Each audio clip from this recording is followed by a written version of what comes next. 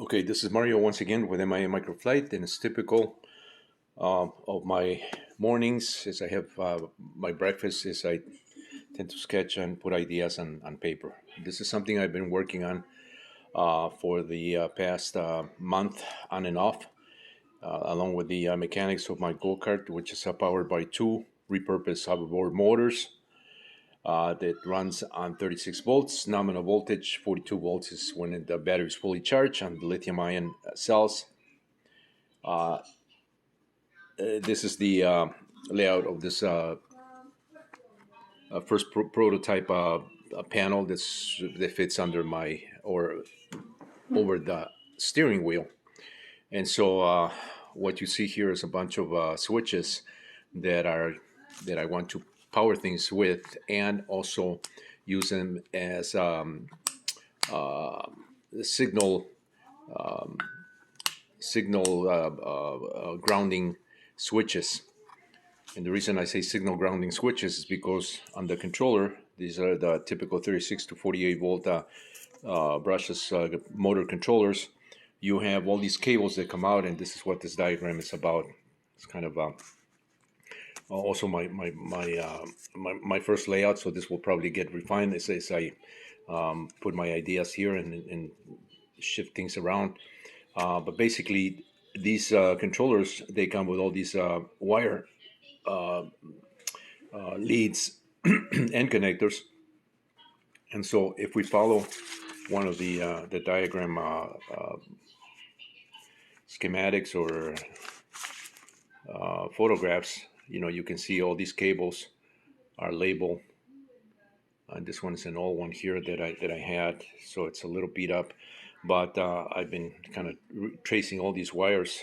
There are no instructions that come with these controllers. When I bought my first one, this is part of that first one that I bought. I bought this several years ago, and so I could not find schematics online, and so I had to basically do the tracing myself of these cables. And then finally, I found a schematic or a photograph that was labeled at least with these designations in red here, where the cruise control, high level brake, alarm power. But you still need to know a little bit on how these things connect, especially high level brake. I mean, what does that single wire do? How do you connect that? And what does it do? The cruise control, are these two separate wires that need to be connected to something else, like a potentiometer or a switch? How do you do that? So they don't tell you how to do these things. This cable right here, there's two white wire cables that come out of the speed control, and it's labeled learning cable. What does that mean? What learning for what? Is it like a programming wires that need to be connected to a separate unit, a separate module, or can we just touch these two together to ground them, or send a high signal to one of the wires? So those things are the ones, the information that is not given when you get one of these. And the purpose of this video is to illustrate that and to talk a little bit about these connections here. So what I've done is I've taken all this information and redid a layout here. Like I said, this is the first iteration, so this will probably have to go through a cleanup, and I will do this on the computer so I have a clean diagram once I'm done with this on paper. But basically, what I wanted to do is have everything that's on the controller, all these cables go to whatever they connect to in a simulated way, but also in the full real way, which would be, to connect everything to the proper switches and signal and signal transferring switches. So I have this set up, this board right here, as with two types of switches, even though they're all the same type switches that you buy. When you buy these, they come set up in a certain way.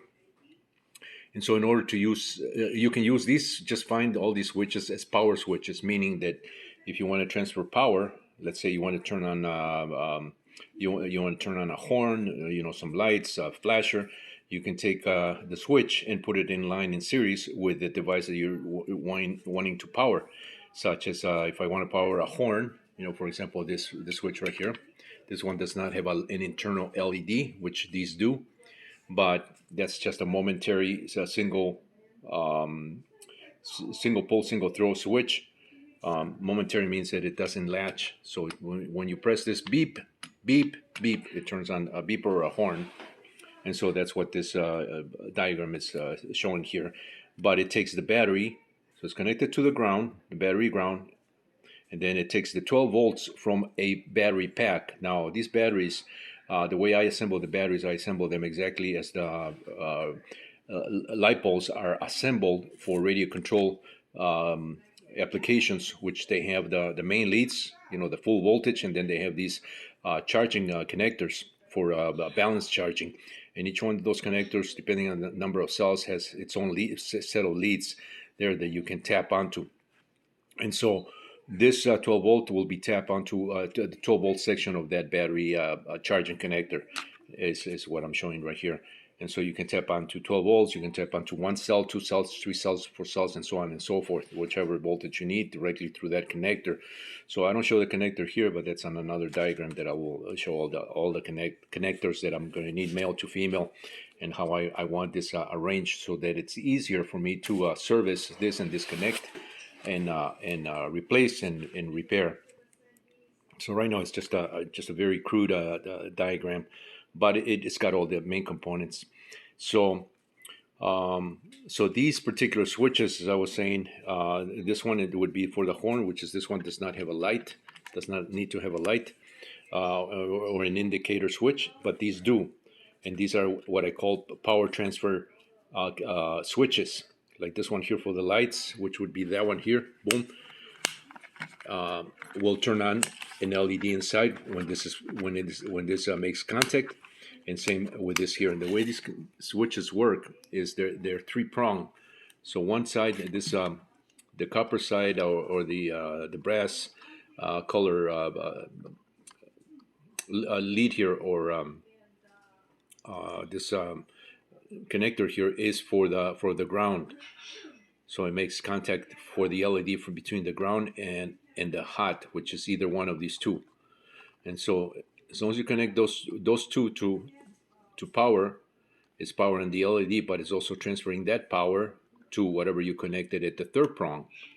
So in this case, for example, you're connecting, I'm not showing the LED circuit on these switches, but that's a separate circuit that I've done this on the back of this unit here to indicate the non-modified or unmodified, what would be the equivalent circuit inside the switch.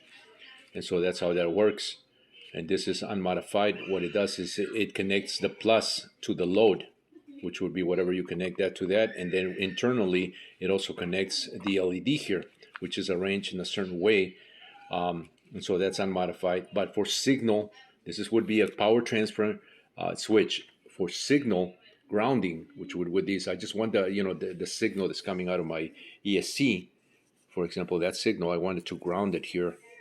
And that's what these switches are there for, signal to ground, signal to ground.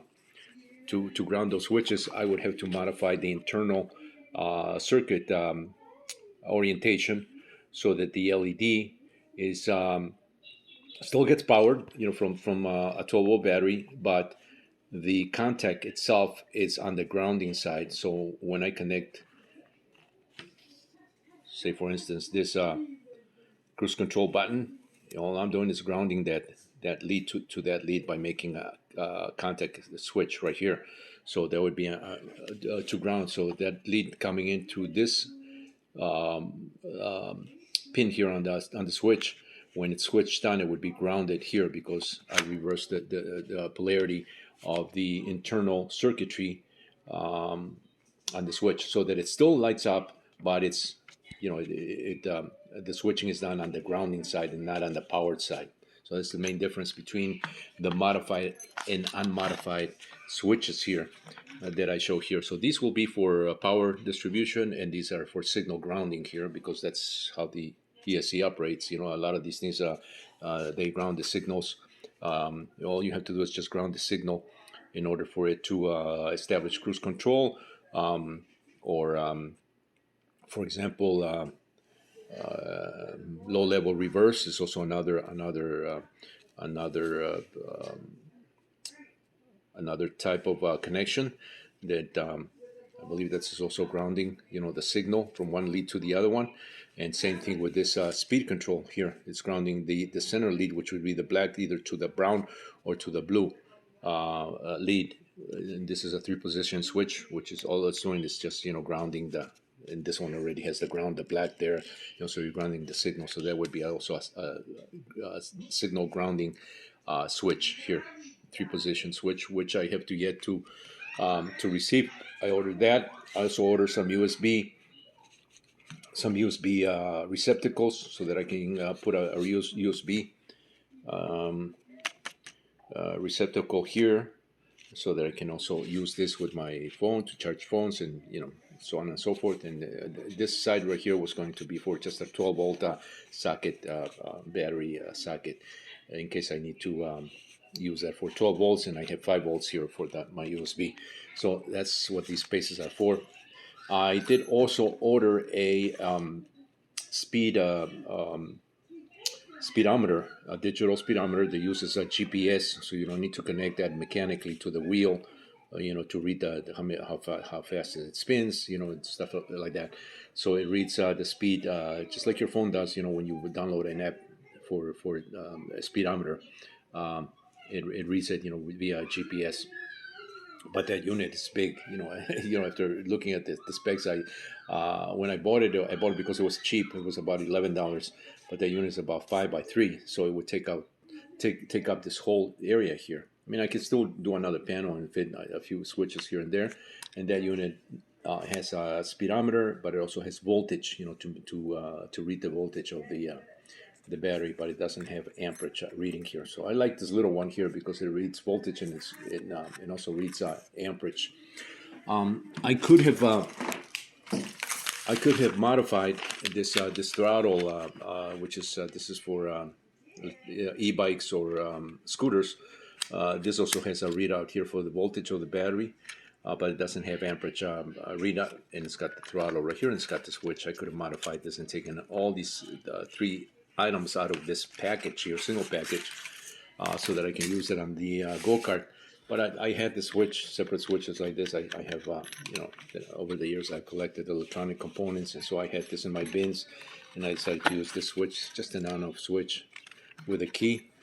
And this is how it's turning out so far. So yeah, the indicators on these lights, I wanted an indication here, and the reason for using LED switches, LED power, LED, or the LED indicators switches, is so that anytime I activate these, I also have an indication of what I'm activating here, and it'll be remain on or off. It's kind of a nice visual extra, if you will. I mean, you don't need the LEDs, you just need the switches to turn things on, but it's a nice indicator, and the panel looks kind of cool. These are supposed to be just LEDs. I have the sockets already embedded into this board here for the LEDs, and these are just your regular 5 millimeter LEDs that will be connected to this. The left and right will be connected to a switch, a three-way switch, center off, on, center off, on, off, on type of switch. So when it's in the off position, the you're basically not turning. You're driving straight. And when it's on that position, it'll be turning to the left or turning to the right. So that'll probably have to be a switch that is activated by the steering column. So when you're turning, as you're turning, it just automatically flickers the left and right LEDs. That will probably be connected to a flasher circuit, that when it triggers, it starts flashing those LEDs, just to give you another visual kind of cool factor of the go-kart, turning left and right. I did this basically for myself. This is a go-kart that's built for a full-size man, but it can also be used for little kids. Kids that are maybe 10 years old, 12 years old, teenagers, so kids kind of like the light, so I did that for that reason. They like controls and things like that. And since I have a grandson and a granddaughter that are they're still little, but in another year I think they'll be able to hop on this, with their dads and ride the go kart. They'll be able to you know do all these cool things. Just play with the switches.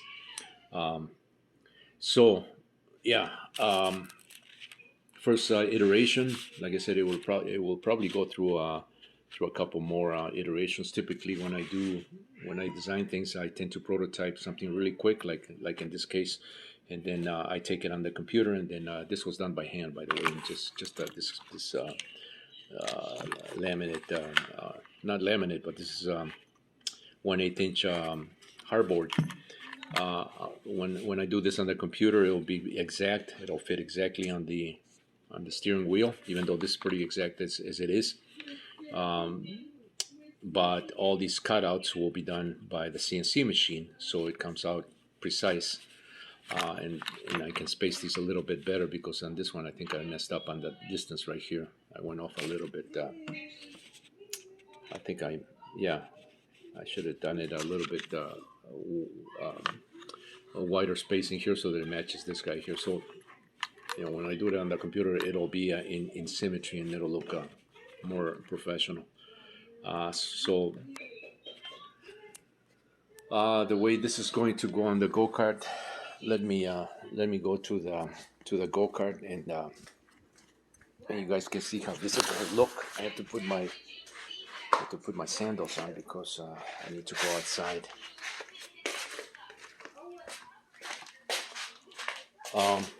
Oh, by the way, before I show that, this is the plate for the dual controllers, and the two receptacles for the Ryobi batteries. I can either use Ryobi batteries, or I can use these batteries, which I made myself from repurposed hoverboard motors. There's another hoverboard motor that I'm working on, the battery for the hoverboard motor. So I buy hoverboard motors that people don't want. They throw them away, because sometimes the batteries, one cell goes bad, and then you have to take this whole thing apart, replace that battery. So people don't have the time or the skill to do that, and it's easier for them to just get rid of them, or sell them very inexpensive. So I buy the hoverboard motors. I don't have that many, because I don't like to inundate myself with things that I don't need. But I do have a couple, in case one goes bad. I can always replace it. So I do have some spare parts, in a sense. But this is the board. I decided to just take all the connectors and parallel them, because this is all going to be in parallel. The throttle, for example, the throttle control is also in parallel. That throttle control in parallel with this one, and that'll go to one single throttle control, either pedal or a handle type control. So everything's in parallel here. These adapters are power wheel adapters for Ryobi 18-volt batteries. Excellent receptacles. I did have to modify these. I have to go inside the case here. Break they have special screws that hold the plastic together. They're the screws, they're hex screws that have a little pin there, so you can't just insert a hex key there, or a hex screwdriver and twist it. So you had to break that. So I stuck a little flat head screwdriver, and I broke that little pin inside those little screws, and then I was able to access this in here. It's just a tamper-proof thing that whoever makes these power wheel 18-volt Ryobi battery adapters has embedded into their design. I mean, for people that want to reverse engineer it, they're going to find a way. I'm not reversing engineering the design of this, but I needed to access that. So I also found a way to break that little seal on the screws. So anyway, this board is going to sit on top of the motors. We'll take this whole thing here to the go-kart in the back, and you can see what's going on here.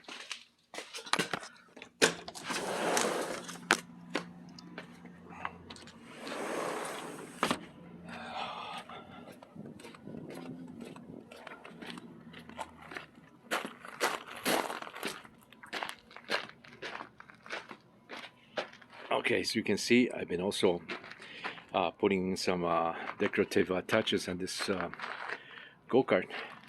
Uh, so anyway, there's the dual motors. This is going to sit like that.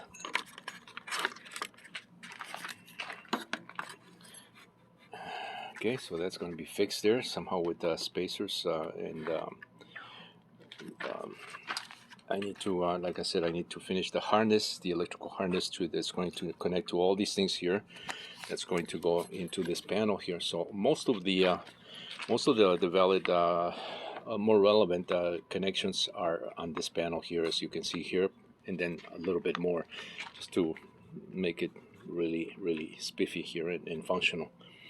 So these receptacles are also switched independently, and they also have a fuse independently, which I've already attached via these really cool splicing connectors here.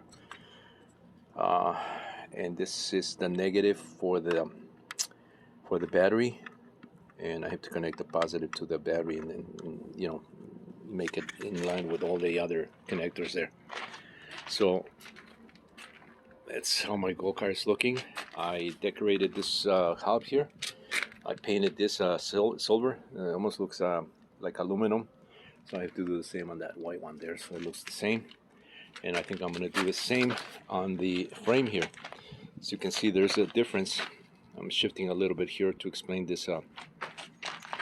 The silver color here on this pipe that I tested. I primed this with a white primer, and then I came back with this silver paint, and it's looking really cool. So I'm going to do the rest of the frame where it's not covered with the yellow. I'm going to do it in that silver tone, so it looks like it's aluminum. This right here is not painted. This is a heat shrink tubing that I bought from Maker Pipe Connectors when I bought these connectors, and I've had this a while. So I had this in my shed for about I think I had this for about a year, and it kind of shrunk. I forgot about these heat shrink tubings that I bought. Just shrunk a little, so I had a hard time getting it to fit around, especially around here. So I had to use a pressurized air setup, to pressurize the tubing as I was inserting that. It was a little tricky, but I finally got it to work. And then luckily I had some other tubing, heat shrink tubing that was large enough that I could fit it around these other tubes here. So that's as far as I'm going to go, I think, with the tubing. Just a little little details like that. Anywhere where my feet are going to sit, I don't want this material here, because this is heat shrink tubing, so it's going to scrape and it's going to look ugly when it's kind of beat up or cut. So I don't want this in areas where there's going to be a possibility of it getting banged, or where feet are going to rest, such as this footrest here. So it's just a footrest right there. I was planning on putting a switch here for the gas and also for the brake. I could do that, but I think I'm going to keep all that stuff right here. And so this panel right here, that's going to go right in there like that. I'll probably have to rearrange some of these switches here. So as I'm holding this, or maybe just put the throttle right here. It's just kind of a thumb throttle. And have the brake also right here, so it's directly on the handlebars.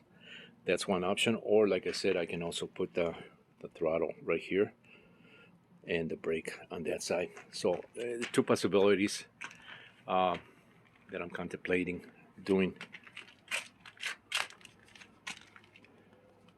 So a little more work, and I think we're almost there to get this go-kart running. It's it's taking so long to do this thing right here, but it's because I work on several projects. My mind just shifts. I tend to work on different things almost at the same time, and it's hard to concentrate on one particular one.